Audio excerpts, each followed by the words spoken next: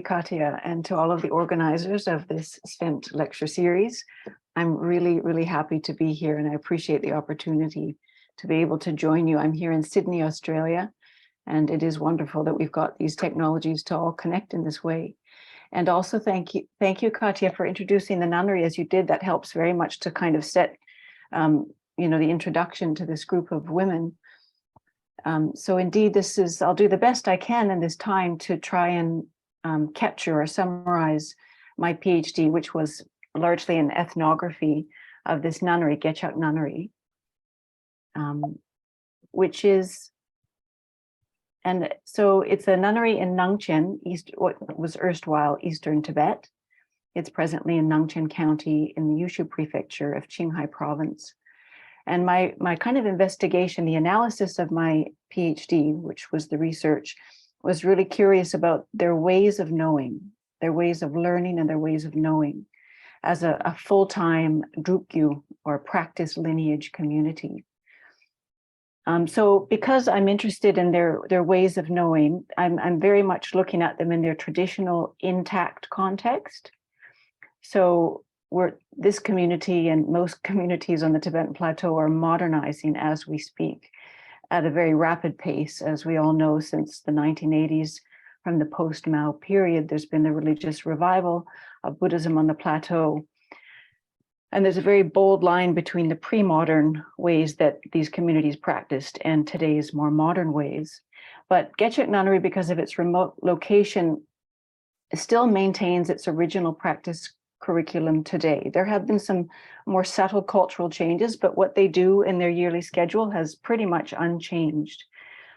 So I'm looking at them kind of as they were up until around 2010. From 2010, the nunnery got mobile phones, and that was around the time that the mandatory state schooling, 9 years of state schooling for children, started to be enforced in the Nungchen area, and that created some major changes to the community. So I'm really looking again up until around 2010, how they lived their lives prior to that. And also just to note at the beginning that I am speaking specifically about Gebchak nunnery, this picture that we see here on the screen, that Gebchak actually has a much broader community of more than 40 branch gompas. And there has always been a significant male and very harmonious and significant male participation. So the nunnery was founded in 1892. And the central argument of my research is that knowledge and its cultivation at Gebchak nunnery, it cannot be approached as an abstract set of ideas or objective knowledge. It cannot really be approached solely through an intellectual endeavor. So instead, I took a more contextualized approach to the best I could, and I really tried to investigate the living contexts of the Buddhist texts and the practices that these nuns engage with. So I looked at different levels of context from the whole life world of the nuns and their kind of cultural and historical background, their ways of learning and reading, at all the components of their practice tradition, right down to the micro context of the words in their texts, to try and understand this quality of knowledge. So the texts, the Gebchak scriptures or their texts, have been at the center of my investigation. So the nuns, as a practice lineage community, they're sort of based on a terma of Ratnalingpa, but a lot of Kagyu influences, and their highest knowledge goal is nonverbal, Rigpa or Yeshi. So it's a nonverbal, very tacit quality of knowledge. Yet these nuns spend on average 5 to 10 hours every day reading texts, reading books as a part of their training. So what is the role of reading in a tradition of primarily practical learning, where the nuns' knowledge rarely becomes abstract or theoretical? So I'm going to explore these questions as I take us through this slideshow. So as we can see here, this is a very remote location, and it was actually founded in the valley where the founder lived with his family as a yak herding family. Here's just a couple of maps to set you on the map. So the highlighted area on the more detailed map shows Nungchen, and you can actually see Gebchak Gompa written there. So the full-time practice curriculum involves these very complex tantric deity rituals and a lot of tsalung, or nadi, prana, subtle body yogas, all within a kind of Dzogchen orientation or hermeneutic. And that the knowledge goals at Gebchak Nunnery are subjective and experiential. And the learning progress at the nunnery, it is not measured by any form of standardized accreditation. And it has its own corpus of texts, which entails 16 volumes of collected works by the founder, Tsayan Gamso, as well as 25 volumes of terma from Ratnalingpa. At the height of the nuns' tradition, by around 1950, there were said to be about 700 nuns at this nunnery and about 40 branch gompa. So the founder of the nunnery in 1892, Tsayan Gamso, had become a great sort of Rime master, a great luminary of his time, and his second reincarnation was born as the son of the Nungchen king. And this led to the nunnery becoming very closely endorsed by the Nungchen kings. And in fact, also Tsoknyi Rinpoche, Drupwang Tsoknyi Rinpoche, who was the root guru of the founder, his second carnation was also born to the family of the king. And in fact, over the next generations, there would be 7 Nungchen princes or nephews of the king that would be very closely involved in the life of the nunnery as lamas or royal supporters. So today at the nunnery, and in its post-Mao kind of version, there are about 250 nuns at the nunnery. Most of them are in their mid-50s, and they joined the nunnery in the 1980s, late 1970s or 1980s, when the nunnery was reestablished. And they were trained mostly by the elderly nuns that had survived the Cultural Revolution and came back and reestablished, all elements of their practice tradition. So male lamas were, of course, very much a part of leading that revival, but practically those nuns were at the center of the revival. So as Katya mentioned, they have these 18 annual Drupchens every year. So Drupchen, of course, is that extensive group sadhana ceremony. And they also have an annual chure wet sheet ceremony where they demonstrate their Tumo expertise. So they do that once a year, not just at the end of a 3-year retreat, but every year in January on the coldest day of the year. They do that, and I once witnessed it, and it was of 250 nuns, about 80 nuns participated. And because of the cold, they could only participate if they were really good at it. Otherwise, they would have become quite sick. And it was quite impressive. So to hear about such a nunnery that was endorsed by the kings and had such autonomy to be practicing the highest, most advanced tantric practices, it's obviously quite unusual in Tibet. So just to take a look at the cultural and the political background out of which this nunnery emerged. So this was Nungchen, the kingdom of Nungchen, which was kind of started around the year 1300 as a kingdom. It was legitimized by the Sakya Mongolian alliance with Chogyal Pakpa and the Sakya Kon and all of that. And the first dynasty, the first kingship, was very close followers of the Barung Kagyu lineage. And in fact, some of its key founding figures were Repa, the cotton-clad, almost yogins, marked as Tumo experts and following the tradition of Milarepa. And the kingdom became organized around 25 pastoral clans and 18 monastic districts, with the Dharma king as a Chogyal, as a Dharma king, kind of seen as an emanation of Chenrezig, as a moral authority at the head. But it was relatively decentralized polity. And Maria Turek's work is just brilliant on Nungchen. She's really the first one who's looked in a grand way from the local perspectives of the Nungchen kingship and local histories. So eventually Nungchen evolved to become a Kagyu stronghold with many dynamic Drukgyu or practice lineages that extended across Tibet and across the Himalayas. In 1999, there was a Nungchen County publication that counted 83% of the Gompa in Nungchen as sublineages of Kagyu and Nyingma schools. There would be more than that if you count many other small hermitages.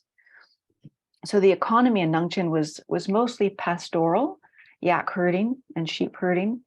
And the Buddhist culture in Nungchen was very visceral, was very down to earth and earth-based.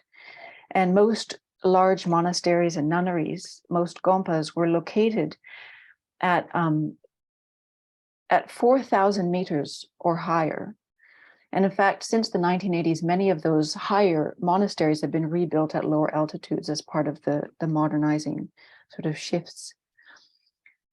This picture is just interesting here. It shows in the opening pages of a very recently published 2012 sort of annals or history of Nangchen.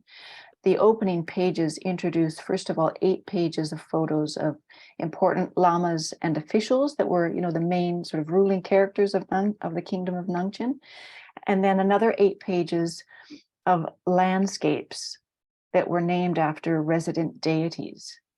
So truly that Nutju understanding of the Tibetan world, where the natural world is truly the vessel, and all the characters, all the people and everything that happened had a very intimate relationship with nature, a very deeply interconnected relationship with nature. Looking more at Nangchen, we can see that prior to the modernizing influences after 1980, most of Nangchen's gompas were more like hermitages than monasteries. Most would have curricula of contemplative and ritual training, and the oral experiential instructions of experienced lamas was the highest learning principle. So scholarship, of course, happened in these Kagyu and Sakya and Nyingma and also Gelugpa lineages in Nangchen. But the scholarship was much less systematized. It wasn't degree-oriented as it is today. And in fact, prior to the 1980s, there was only one Shedra in all of Nangchen, and that was at Sermang Monastery. So the cultural hero of Nangchen was the yogin. Nangchen was also an important cradle, an important center of the Rimé activities. And of course, these Rimé activities, they took place very much in hermitages, as well as in the newly emerging Shedra in practice lineages. And yogic practice and scholarship, of course, happened together in tandem.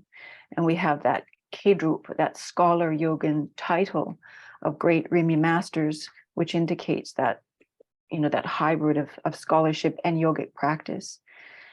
And it's just worth remembering that so much of what was written by great Rimi masters it was delivered to them through visions. So it was a very visionary knowledge that was born from tantric deity yoga and Mahamudra and Dzogchen meditation.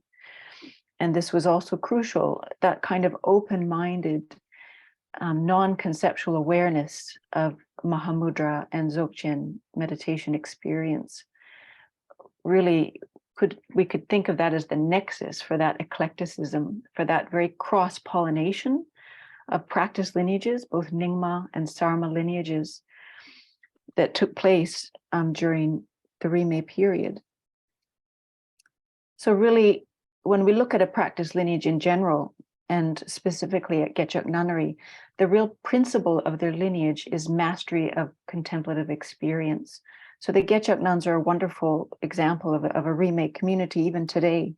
When you look on their walls, they have lamas of every lineage that exists today in the area. And they basically will take teachings from any master who has mastered the experience of tantric realization, Mahamudra and Dzogchen as well. And so Gebchak was founded in 1892 at the height of the Rimé era in Nangchen, when the first Drupal Tsotni Rinpoche directed his disciple, Sayan Gyamtso, to establish Gebchak Nunnery in order to provide equal opportunities for women to practice the Dharma. And it said that there was a great scarcity of opportunities for monastic women, for women in general, to gather and practice advanced Dharma. And in fact, Nicola Schneider here with us, you did your study in 2011, you published on the Drakar nuns near Ganze, who also flourished around the same time during the Rimé period in Kham. And you cite in your study there, Nicola, how Khenpo Jigme Phuntsok, who was 20th century Lama, how he said that 100 years prior to him, to have this Drakar nunnery with 100 nuns was a historical miracle. And also those nuns were encouraged to flourish at that time. So there was very much a need for the nunnery to be established, but they're also encouraged to be practicing the same practices that men had access to. So the quality of the highest knowledge in that Rimé period was experiential non-dual awareness, Rigpa or Yeshi. And of course, in the Tantras, this is characterized as a feminine principle, not feminine by gender, but feminine in being embodied and non-conceptual. And it was, again, the visionary creative knowledge that came through tantric practice was very much married with the intellectual scholarship and writings that were produced at that time. So this was still very much a society where women, including the Gebchak nuns, were denied a written voice. The Buddhist values that prevailed in Nungchen in the late 19th century, it included nuns, it included women, and allowed them to embody the highest experiential knowledge of their tradition. So that helps to just give sort of the backdrop of what they emerge from as a community. If we look to the text that these nuns spend, 5 to 10 hours a day reading, so again, 16 volumes of the founder, Tsayen Gyamtso, and then 25 volumes of Ratnalingpa Terma. And the founder's 16 volumes, many of those volumes are adapting the Ratnalingpa Terma for his audience. And it's really beautiful to look at these volumes because much of them are kind of in a dialogue format. And Tsayen Gyamtso is the founder. If we're looking at the 16 volumes, the founder's voice, a lot of that is in gur, like the spontaneous song and verses, and in a very kind of folk language, very colloquial, accessible language. And he was speaking to all kinds of people. There were many nuns. He would be in question and answer with many nuns, and he names the nuns and he honors them with higher titles throughout his writings. There are many male yogins that were with him in those days. They were called Tokden. And many lay people are there present in his volume, sort of directing his answers and participating in his dialogues. And in fact, there's one whole volume of the 16 volumes that's dedicated to his conversations with non-human spirits. So the land spirits and the mountain gods in the valley around Nungchen. So again, a very intimate relationship with the landscape. And many of his teachings were given at untimed places in unplanned ways. And they're quite informal dialogues, which it kind of, it suggests that it says something about the quality of knowledge that's being passed there. And also what's really interesting about these volumes is that the man who composed them, Tsayen Gyamtso, he actually did not learn to read until he was in his 20s. He grew up in a yak herding family. He had many responsibilities as a teenager. It was only in his 20s that he learned to read, and he learned to read very much in the way that the Gebchak nuns would eventually learn to read. The first readings that he read were prayers, mostly Nyingma and Kagyu prayers and sadhana texts. But he went on to compose very profound commentaries on tantric yoga, sadhana, dzogchen, and even on Indian treaties like the Guhyagarbha and the Bodhisattvacharyavatara. So most of these volumes he would speak, and then they would immediately be transcribed by one of his nuns or his male yogin disciples. If we look more into the daily life and the components of the nuns' practice tradition, the nuns at Gebchak Nunnery, again, today we've got about 250 of them there. Most of them are in their mid-50s, and they joined in the 1970s or the 80s. And they're wonderful characters, and almost all of them grew up in yak herding families and joined the nunnery when they were in their early teens. And most of those nuns, they might have had an older aunt or an older sister, somebody from their area that was already a nun at the nunnery. Or maybe their family encouraged them to join Gebchak because it was quite renowned in the region. It was sponsored by the king, and the nuns had a good reputation for their practice, so it had some prestige. And sometimes the families would encourage a daughter to join this nunnery. Sometimes the nuns came and watched a drupchen and thought it looked much like a lot of fun, and it looked like a happy life. And then, of course, many of the nuns were motivated to not have to have a life of so-called samsara, a life of domestic labor and an unhappy marriage. So they escape that as well by becoming nuns. And the characters of these Gebchak nuns are really, we wish that they could speak for themselves here.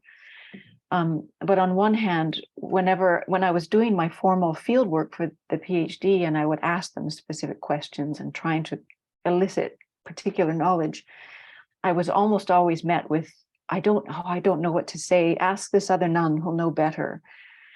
Like they would always say they didn't know.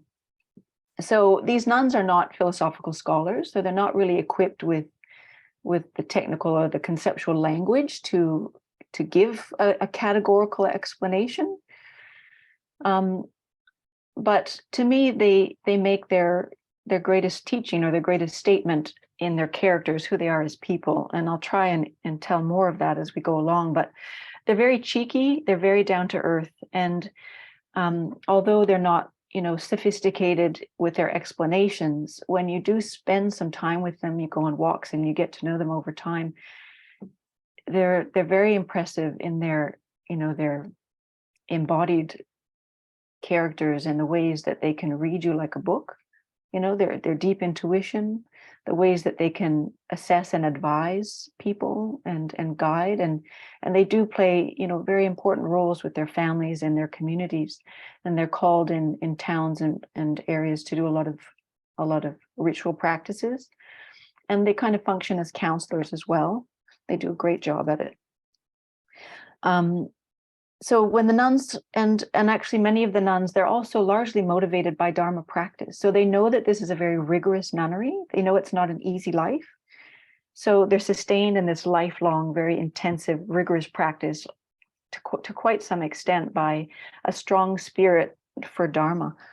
So when they first arrive at the nunnery, their first responsibility is to look after the nunnery herd of yak for 2 years. And they've grown up doing that anyway, so it's not so difficult for them. And they do this while learning to read and while learning to perform the Drupchen and the other Yidam tantric deity sadhana rituals. And they do, of course, their ngundro, the 400,000 preliminary practices. They'll do 100 sets of Nyungne in the first few years. Then they'll do a 6-month Vajrakilaya retreat, which is considered a preliminary retreat to remove obstacles to their deeper practice.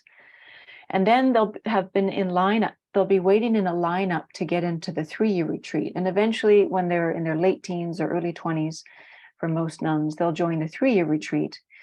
And in the 3-year retreat, it's a little bit unusual at Gebchak Nunnery because unlike most 3-year retreats modeled on like Jamgon Kongtrul Rinpoche's retreat manual, most of those retreats, you're doing the tsalung, the anu yogas and the higher dzogchen and tsalung practices in the 3rd year. But at the Gebchak Nunnery's 3-year retreat, from the first day, they start training in the tsalung, the prana and nadi yogas, and in the yidam sadhana rituals that really characterize all of their practices. And as well as, of course, the dzogchen orientation, that non-dual, non-conceptual primordial awareness, which is their highest knowledge goal. So by the end of the 3-year retreat, they're very competent in the basic practices that characterize their whole tradition. When they come out of the 3-year retreat, they then join one of 16 Gebchak, or retreat divisions. Each retreat division is dedicated to a different Yidam meditational deity. So most of these retreat divisions, the deities are from the Mahayoga Tantras, deities like Bhairava, Vajrakilaya. We have Vajrayogini, Black Vajrayogini, of course, Tara, Amitayus, and many Ratnalingpa Yidam are in there. And so pretty much for most of their adult lives, they'll be sharing a room, they'll be sleeping and practicing in a meditation box, a gomtree, in a room with 15 to 20 other nuns. So no such thing as the private sphere. And they understand, as I'm sure we all know, they understand as in the yogic practice, to be sitting up straight in the gomtree, it allows their spine to be straight. And having a straight spine, it supports a clear nadi. That central channel is then straighter, is then clearer, and then their consciousness then is more clear. So they do sleep. Of course, they'll tuck themselves in, and they've got lots of blankets, and they're quite deep boxes, and they'll sleep for 6 hours a night or they'll have a decent sleep, but then when they wake up in the morning, they can just sit right into a session, a tune or a session of their yidam practice. And they seem quite comfortable and quite pleased to be living in those meditation boxes. But these nuns are also doing regular salung and tunkor. So the tunkor is like the corollary to the salung yoga, which is a bit like a hatha yoga, where they're very almost forcefully stretching their body, stretching their subtle body channels, allowing the prana to be cleared. So they're physically quite active, and they also have a lot of chores and work to do at the nunnery on a daily basis. So they keep quite active, and they don't seem to suffer physically at all from sleeping in these meditation boxes. If they do become sick or unable as they get older to stay in a meditation box, then they will come out of it and they'll have a proper bed. And you do see a few nuns having a proper bed. Another thing that characterizes this nunnery, being a practice lineage nunnery, is the teaching of Buddha nature. And it's very simple conceptual teaching that the Buddha is nowhere to be found but in your mind as it is right now. The nature of your awareness as it is now, which is always clear and empty, or knowing and empty by nature. And the nuns are reminded of this over and over and over again. And they will often have lamas, male lamas, accomplished masters, come and give them their pith trika, the sort of pointing out style of instructions. Of course, they have, often a wang, an empowerment ritual ceremony, and there'll be sort of Buddha nature teachings coming through in that, or Dzogchen direct teachings coming through in that. And then, of course, the lung, transmission of texts. All those three levels of transmission, the wang and the lung and the trika again being that meditative pith instruction. Those are all interwoven in the teaching streams of the nunnery. So the Buddha nature is basically kind of the main point of anything that they're learning there.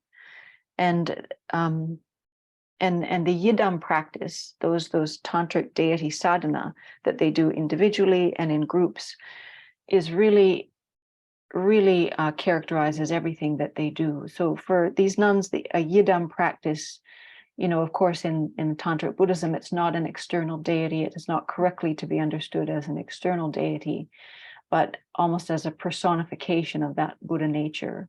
So the yidam is basically those qualities within the practitioner, the best potential of that practitioner to self-realize Buddha nature as a human being. And so they cultivate these practices. And then once they've joined one of these 16 retreat divisions, then they're also participating in the 18 annual Drupchens, which take up more than half of the year. And then in between, when there's some free time, they might do the dark retreats, the Moonsam, the dark retreats, or Chulen fasting retreats. They also do in the wintertime sometimes Tugal meditation retreats, where it's part of the Dzogchen training, where they're gazing out at the rays of the sunlight and practicing that level of Dzogchen training with their visual consciousness and perception. So they're very dedicated to retreat, to a life of retreat and intensive Vajrayana practice. But again, the consummate goal of all of these embodied ritual practices is that non-dual Rigpa awareness, or Yeshi, primordial awareness, which is said to be non-conceptual. And it's very much an integrative mind-body orientation of the nuns' practices with their worldview. And so the yidam deity generation stage practices and visualization and the non-conceptual Dzogchen meditation are inextricably related. And likewise, so are the texts, the written instructions, and then the oral modes of transmission. Those are also inextricably linked. They really couldn't be separated in any meaningful way. This picture is just kind of a cool photo to share with you. The nuns have the nunnery has its own dutro, its own charnel ground up on top of one of the hills around the nunnery. This is a picture just this year in February. It shows one of the Gebchak nuns performing a sky burial, offering the body of a local yogin to the vultures. So some of the Gebchak nuns actually perform these. So they have to chop up the bodies of the nuns. So these are, very warm-hearted, very lovely nuns that then have to chop up the bodies of other nuns when they die. But it's part of their world. So to really try and, how to say, put our finger on the pulse of their ways of knowing, the quality of knowledge at Gebchak Nunnery, it's very difficult to do. I mean, really, one would need to talk about all aspects, the entire context of their whole life and their whole world. But probably the most key principle is the subtle body. So the subtle body paradigm, really, there's no word for it, because it's not just an idea, it's their entire world, it's their entire sense of self and their pathway, tantric pathway of realization. So you don't find there's a word that translates subtle body into Tibetan, but it correlates with the whole Tsalung Tigli system of the subtle body. And the Tsalung and Tigli system, it's not just a presentation of how the mind and body work. Really, it's an entire way of knowing the self and knowing the world. It's that tantric worldview of as within, so without. So that correspondence of the yogic practitioner, of the human being, and the outer universe, that non-dual correlation. It's really a paradigm that encompasses all the elements of the nuns' practice, tradition, and culture, including, most importantly, that non-dual or non-conceptual quality of their highest knowledge. So the 20th century Japanese philosopher Yuasa, he wrote that in order to understand the body as it's understood in Asian Buddhist traditions, a complete reorientation of Western conceptual understandings of the body would be required. Yuasa, he explained that about Buddhism's integrative view of self and knowledge. The path of knowledge is a path of self-cultivation. And of course, philosophy and meditation are a joint enterprise. And just to contrast with modern Western ways of knowledge and mastering knowledge, so wisdom in a Buddhist paradigm of knowledge, especially one with a subtle body sense, wisdom is not an accumulation, it's not an accumulation, but a cultivation of the self through habit, through familiarity. And the subtle body is very much the basis of the Gebchak nuns' tantric pathway. It's how the nuns relate to each other, and also by extension, their natural environment. So in the valley where they live, all of the mountaintops around them are known by the nuns as being abodes of different deities. So you have Amitabha in one direction, and Chenrezig in another direction, and Green Tara, there's a lake of Green Tara in one direction, and then there's a Hayagriva mountain with a very local mountain god out in front of them. And once a year they travel up to the tops of these mountains and they do a very large smoke puja, like a sung smoke puja, and a lot of protector practices. And it's beautiful to see that when they do drupchens in the temple, there's a very standardized melody for their chanting. But when they get up onto the mountaintops and they start doing more nature-based kind of sung and protector practices, and of course, protectors in Tibet were often originally nature spirits that were harnessed for the Dharma. You see these nuns chanting for the nature rituals starts to become more musical and more melodic. You see that the melody starts changing, which is quite beautiful, interesting to see. And it's also, the subtle body is also very, very crucial in the nuns' instructions and any descriptions that the nuns would give of realization. So they would say the lung sem yerme. So the principle is to abide in inseparable prana and consciousness. So lung sem yerme, that inseparable prana, or sort of subtle mind or wind, and consciousness. So that inseparability is the paramount principle in Gebchak's training path, and that principle, lung sem yerme, is found throughout Sangyamso's writing. And you hear the nuns just talk about it, over tukpa, or when they're describing their tradition or trying to explain it to you. And it's also the subtle body. It's also very helpful just to highlight that, unlike kind of in our mainstream Western systems of knowledge, in Vajrayana, every element of the subtle body, so sa, lung, tigli, the entire mind body is seen as conscious. And indeed, to experience the consciousness, to awaken the consciousness of the entire subtle body, is the high point of Tantric Buddhist training.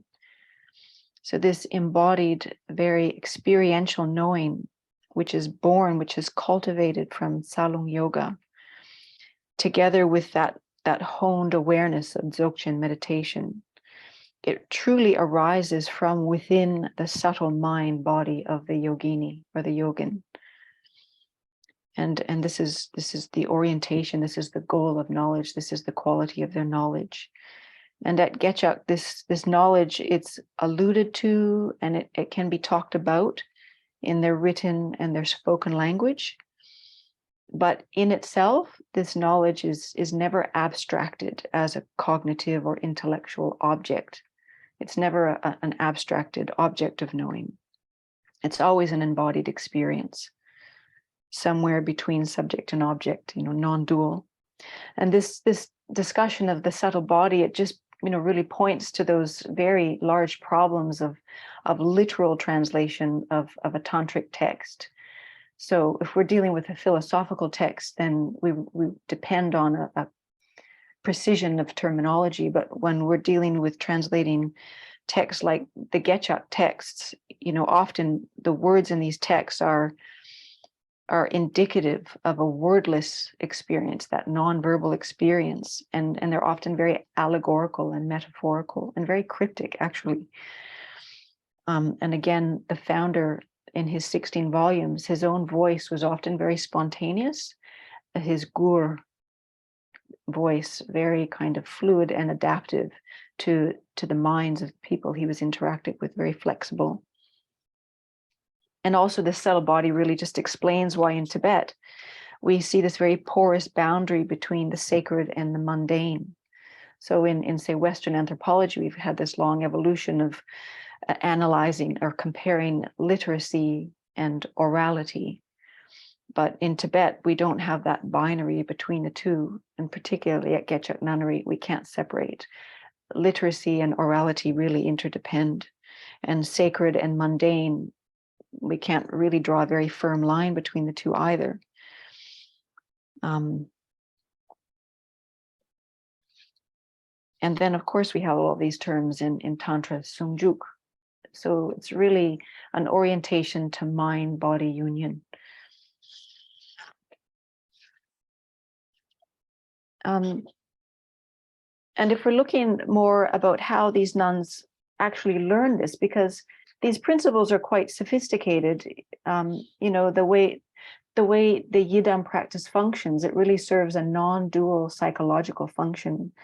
And it's of course, again, all oriented towards a Dzogchen realization. So, that's worthy of at least 9 years of a Shedra education to try and get our heads around this. But these Gebchak nuns, in not being scholars, how is it that they learn? How do they learn this? So the scriptures at Gebchak Nunnery are the basis for all of the practices that they engage in. There might be times when they go up and they're walking around the nunnery on a kora, and they might sit just spontaneously in the grass and maybe do a Dzogchen meditation, and they do not have a script with them.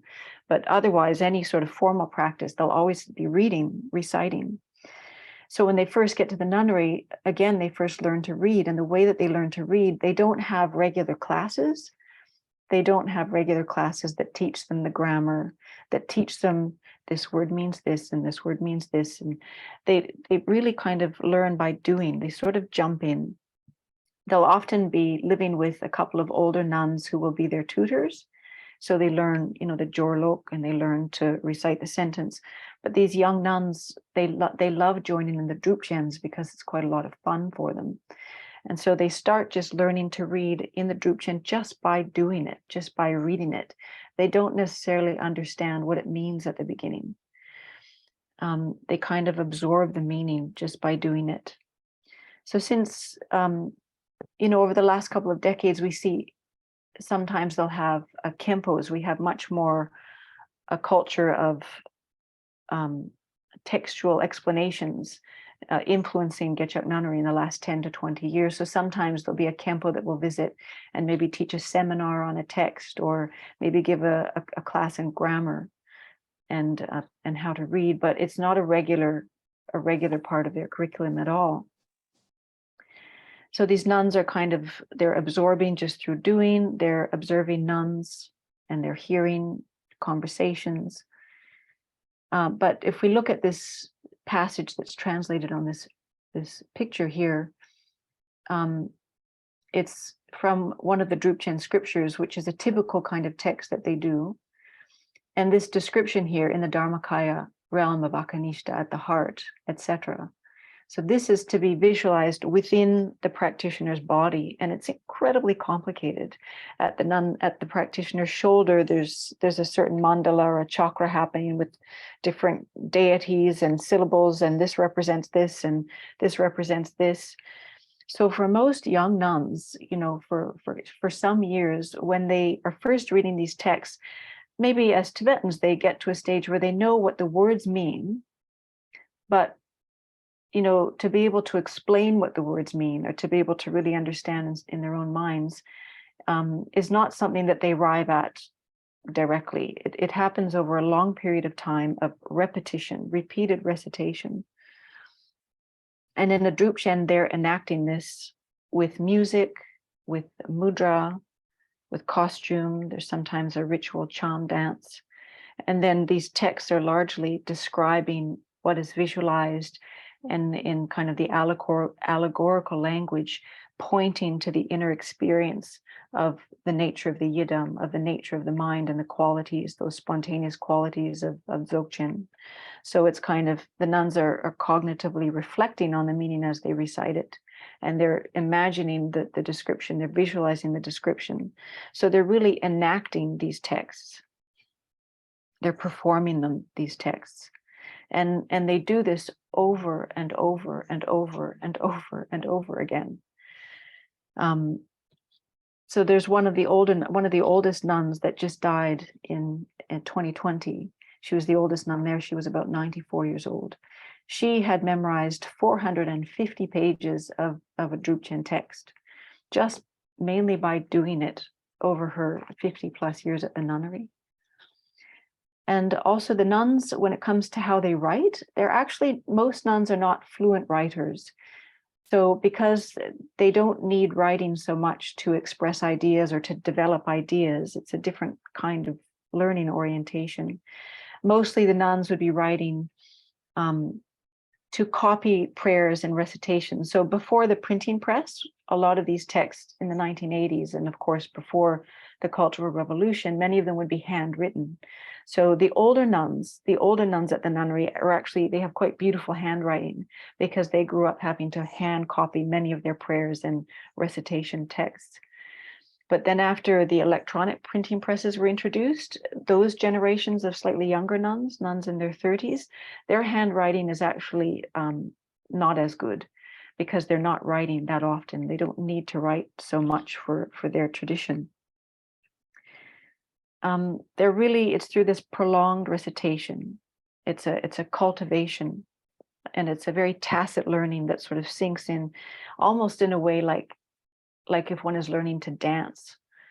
You just do it over and over and over again, and something sort of shifts in the mind body. This is obviously not just a physical thing. This is much more of a cognitive transformation that's happening over their years of doing this. But in a similar way, it's a tacit learning that, just by repeating it many, many times, it sort of shifts. There's a breakthrough in their mind cognitively.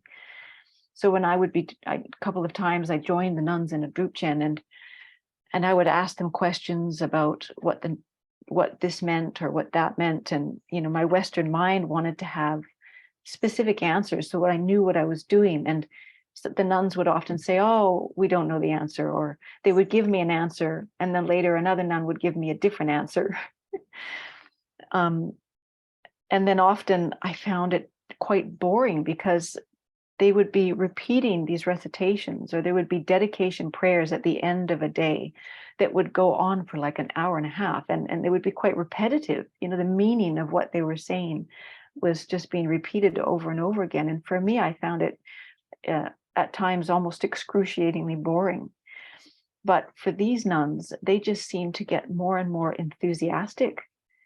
And these nuns, when you watch them in a drupchen, and again, they spend over half their year together in these long drupchens, and each drupchen lasts 7 to 10 days, and they go for 24 hours. So they're quite intensive. You see these nuns are actually very concentrated, and it's really impressive. And they have just endless enthusiasm. So something's going on there. But overall, if we look at how these nuns read, we can see that it's really a holistic process by which the nuns make meaning and glean meaning from these texts. So the words of Gebchak texts are not assumed by the tradition. They're not assumed by the nuns to correspond in a literal way to the experiential knowledge that they intend. That gap is to be filled in by the oral instructions and the practice. And the tantric tradition of Gebchak Nunnery is well aware of this, and you can see that in the design of these drupchens and the types of practice that they repeat over and over again, which allows for that cultivation through familiarity, through habit, in which all the elements of their practice, the creative, the cognitive, the embodied, the felt, all of those elements together accomplish the meaning. And the word of drupchen, or what the nuns would probably use to call yogic practice or tantric practice, drupi nyamlin. So that word drupa, it means to accomplish.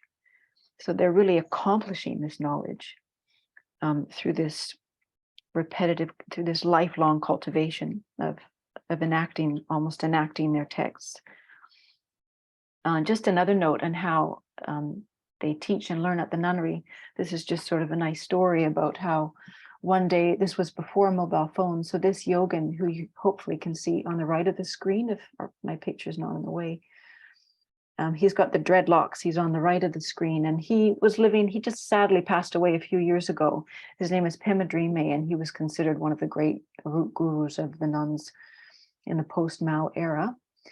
And one day he turned up to visit the nunnery. Many of the nuns weren't aware in advance that he was showing up, that he'd come to visit, to check in on the nuns. So the nuns very quickly set up a picnic situation, and they put out their mats, they had their tsampa, and it was an all-day picnic environment with the yogin telling stories, and the nuns at times were laughing, and at times everybody was crying. And sort of seasoned throughout the day were these pith instructions on Buddha nature, on recognizing that that highest nonverbal wisdom goal. And so it's quite informal. You see that experiential, non-conceptual wisdom, which is again their highest goal, while you have their formal lines of Wang and Lung and textual transmissions, that highest knowledge is often transmitted quite spontaneously and informally.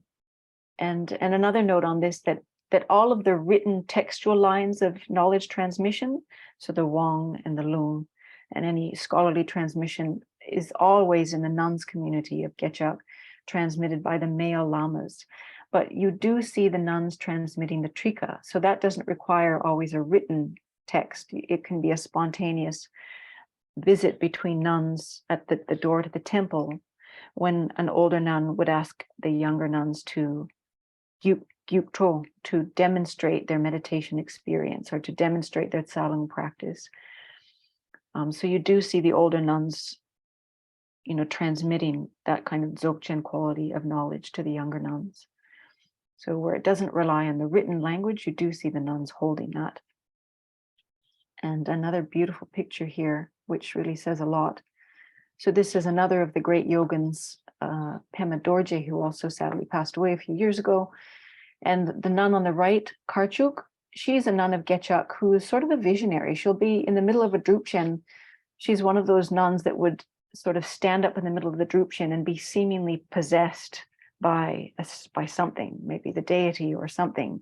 And it can be quite alarming, for the guest who's there and not used to that sort of thing. But the lamas and the senior nuns really rely on her quite a bit for divinations, and she's absolutely beautiful character, very warm-hearted, very solid character. And she went up to visit this yogin, and she got there and she bent down in front of him and just spontaneously uttered this song of devotion. It was a very sonorous song, beseeching the Lama to please show her the nature of her mind. Maybe she had this song memorized from one of the texts from one of the drupchens, but it came very spontaneously from her. So she sang the song of a prayer to the yogin. And then the two of them just sat together like this for about 10 or 15 minutes. And it was just silent.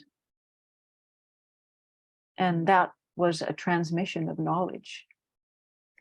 So it's not a materialist kind of knowledge. It's not necessarily even a conceptual kind of knowledge. And sort of in the final analysis, again, it would be so great if these nuns could speak for themselves and explain to us what their knowledge is. But as far as my ethnography could take that, often when I asked them for answers, again, they were quite reticent, unwilling to give an explanation. One of the nuns, who is a Dorji Lopon, or a Bhadra master, in their drupchen, she's one of two nuns that sits on the throne and leads these very elaborate, very profound tantric rituals.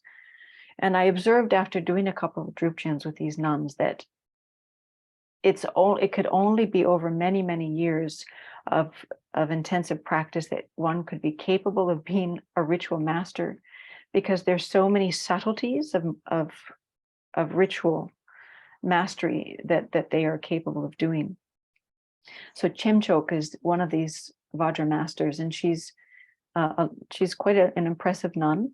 She's one of the nuns that cuts up the bodies of other nuns for sky burials to the vultures. And I was asking her to tell me more about the nunnery and about how she understands the ways that they learn, and how, what is it that they're learning at the nunnery.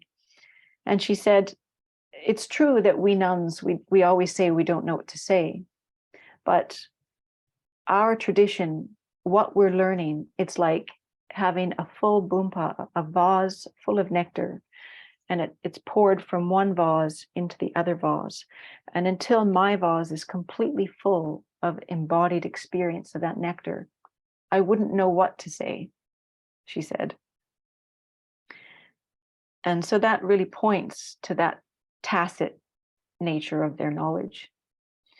And it also kind of, that gap of a more scholarly explanation, to me, I think, is kind of a beautiful window on them as people.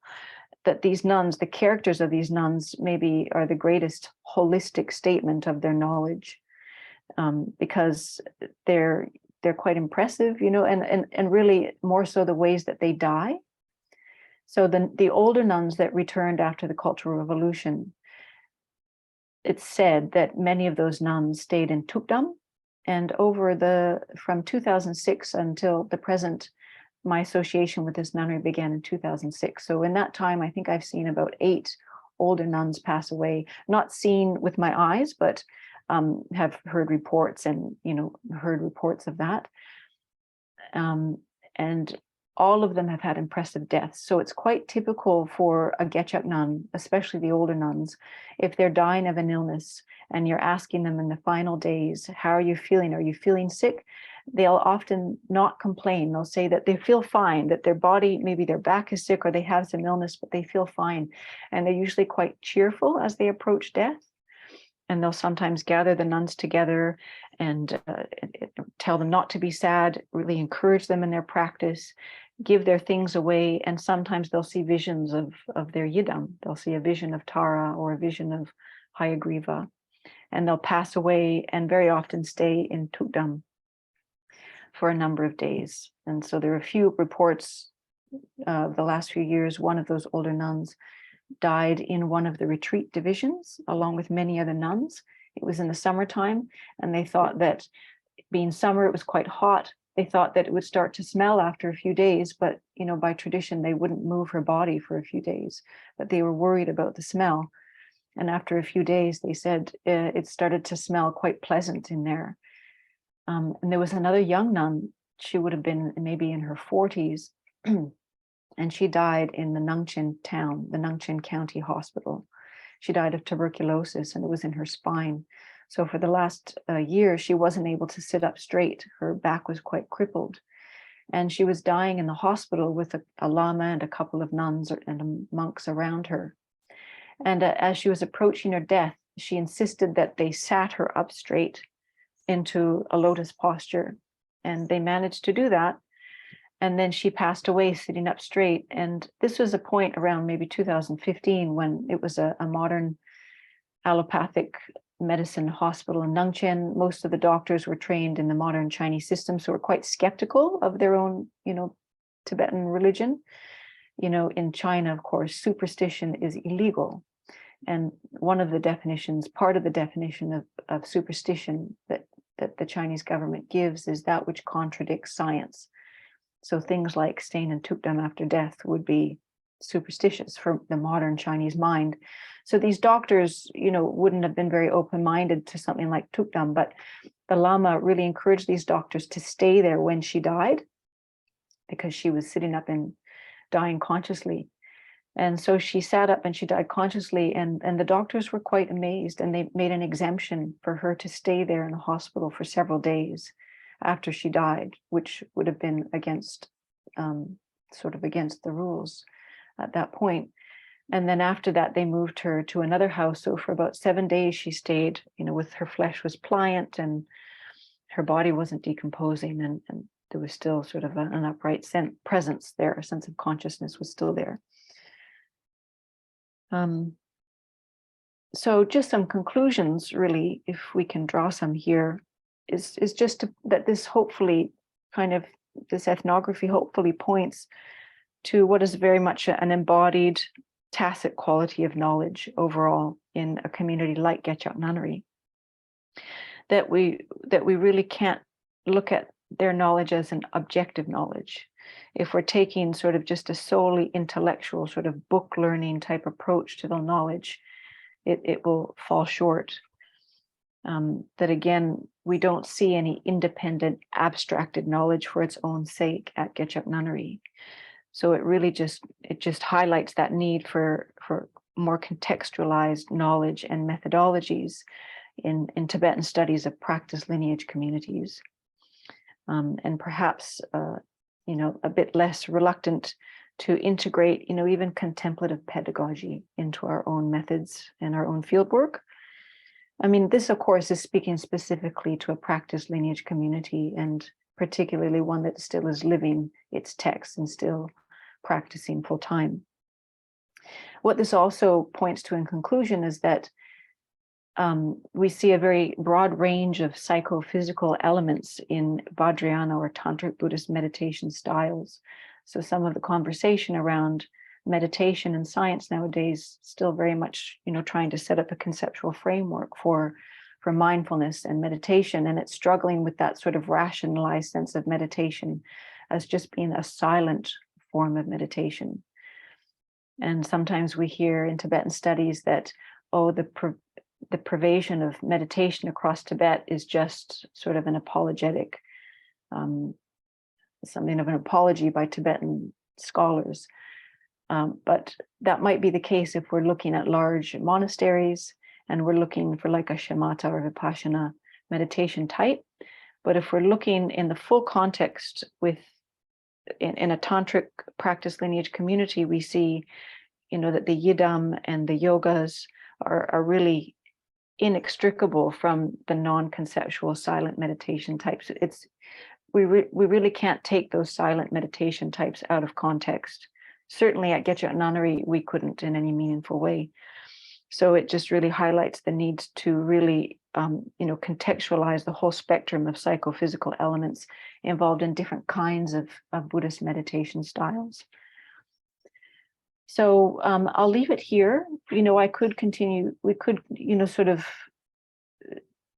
step into the modernization, the current sort of state of the nunnery, and how the modernization of Tibetan Buddhism on the plateau has and continues to influence them.